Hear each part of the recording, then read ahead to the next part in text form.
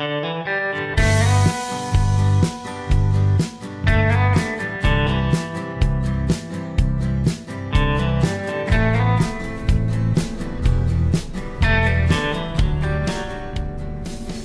mga paps, tayo nga po nagbabalik update ngayon, no? At pagpasensyahan nyo na nga po ang inyong lingkod dahil medyo gahol nga lang po sa oras, kaya hindi tayo masyado makapag-upload. Anyways, dito nga po tayo sa Imus Boulevard mga papi, no? At yung nasa harapan nga po natin mga paps, yan nga po yung ginagawang Battle of Alapan Monument, no? So continuous na naman po ang pagkasagawa niyan. In fact, yung drainage na yung ginagawa, no, sa paikot na yan. At ang topic nga po natin ngayon ay ito nga po mga poste na natanggal na sa wakas, no? So magiging seamless na nga po yung biyahe natin ngayon. At pati na nga rin po yung papatapos na diversion road dito kung saan makukompleto na nga po yung nagkaroon ng right of way issue, no? But before that mga paps, i-insert ko muna yung old clips natin dito sa Imus Boulevard nang sa ganun ay makita nyo nga rin po yung panahon na nakahambalang pa yung mga poste kung saan kailangan ay iwasan mo pa nga muna siya. At ganun din, napakadelikado nga po pagbabiyahe ng gabi dahil nga po sa mga poste na nasa gitna. So panoorin nyo nga mga paps para may comparison kayo, no?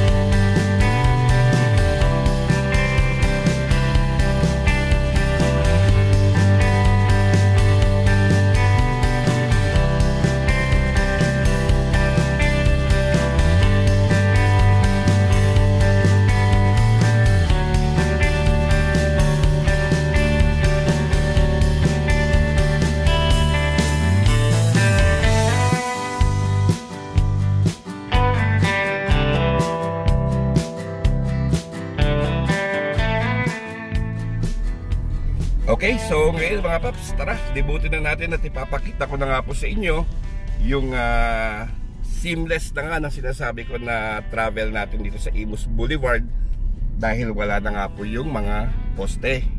Well, anyway mga paps, yung nasa kanan natin, no? Yan yung Advincula Avenue, palabas yan ng Toklong, no? So I guess nasa side na ng Toklog yung gawaan nila dyan, no? Silipin nga natin minsan yan. So ayan mga paps, so pansinin nyo yung sa kaliwang side natin, no? Nag-post nga po ko ito sa FB, no? Kung saan na binantayan nga po ito ni ating mayor, no? Si AA, kung saan pinakita nga niya nga sa kanyang post yung pagkasatanggal nga ng mga poste dito at pagpapalit ng bagong poste na Meralco.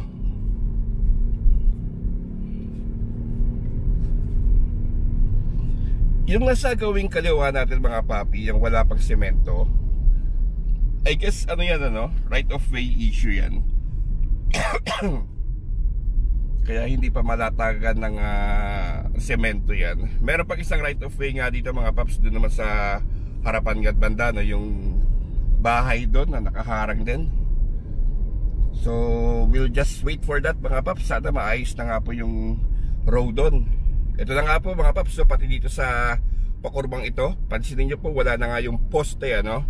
At may island na, may center light na, at umiilaw na nga rin po sa gabi yan, ano? So sabi ko nga po, no, sa mga vlogs natin tuwing tayo napapasyal dito sa Imus Boulevard, ay sadyang napakarami nga pong ide-develop dito, tulad ng Aviana, no? So in fact nauna na nga po yung Dear Joe dyan sa may Camellia, no? And then yung rumored Mega World sa tapat ng munisipyo. And yan mga paps, oh, yung bahay na sinasabi ko, yung nasa harapan, no? Hindi pa rin siya matibag-tibag. So yun nga po, no, yung mga developments dito. Calax, syempre naka-align nga po yun sa right side natin. And yung linear park na gagawin, no, sa may duluhan nitong Imus Boulevard, dyan sa border ng Imus tsaka ng General Trias, no. So gagawan nga rin po doon ng isang parke na I'm guessing yung tema ay parang park na nasa tabi ng ilog, no. Yung parang sa Dasma mga paps, yung Promenade de Dasmariñas, di ba nasa tabing ilog yung kanyang park. So pag dinaretso nga po yan, labas niya na yung open canal. Diyan din yung munisipyo ng Imus. At itong diversion road na nga na ito ay medyo matagal-tagal na rin nagbukas to mga papi. At yung may mga street light na, no? So excuse me, napasyal nga tayo dito minsan ng gabi, ano? At napasinayan nga po natin yung ilaw dito. So maliwanag na nga po dumaan dito mga paps sa gabi. And yung Aviana mga paps, 3 to 4 buildings yata siya na itatayo, no? Sa kaliwang side nito. So antayin natin yung mga development ng Aviana. So itong diversion road na to, wala pa tayong official name dito mga papi, pero ito yung isa sa magiging gateway ng Imus Boulevard, kung saan nga matatagpuan natin ng samut-saring developments sa hinaharap, no? Ang labas nito ay dyan na nga po sa Malagasang. At sa Malagasang din yan mga paps, yung kahabaan yan, ano? Marami ring ano dyan mga papi, yung road widening project, no? I'm not sure kung para sa sasakyan or para sa mga tao, no? So atin pong aalamin yan minsan na papasadahan natin yan, yung Malagasang. And also mga paps, so yung mga halaman, no, ay kinabit na nga po dito sa Center Island. So abangan nga po natin ng pag-usbong yan para makita natin ang resulta. At yung sa kaliwa mga paps, ayun, bukas na pala mga papi yan, no? Kita nyo, hindi na salubungan dito mga paps, di ba? Yan, bukas na pala siya mga paps. Good job. May poste lang or may pader lang dito, pero at least open na siya. So magandang balita nga po ito para hindi na magsalubungan dito sa 2x2 lane to mga paps. Dati kasi ang entrada ay dito lang sa kinakatayuan natin, on which nagkakasulubong nga yung mga sasakyan. Kasi yung iba dito siguro mga papi ay hindi pa wari na bukas na yung kaliwang side, or maybe kasalanan ko rin siguro kasi hindi pa nga naman masyadong alam ng mga tao. But anyways mga paps, so andito na nga po tayo ngayon sa Malagasang. So good news nga po yung mga papi, no? Dalawang coverage natin ngayon or update na open na nga po yung isang kalsada dyan sa diversion road na nilabasan natin, pati nga po yung mga poste dyan sa Imus Boulevard ay natanggal na. So maiksing update na to mga paps, abangan nyo nga po yung mga susunod na update natin, no? So hahanap nga po tayo ng paraan or ng oras para makabiyahe nga po tayo ng medyo malayo para mag-update ng mga iba pang proyekto dito sa Cavite. So sana nga po yung nag-enjoy kayo. Ingat po kayo palagi. God bless. At syempre alam nyo na,